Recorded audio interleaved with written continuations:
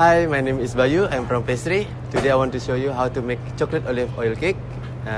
Very easy, no need machine, just balloon whisk, very easy. You can do it at home with your family, with your kids and any other family.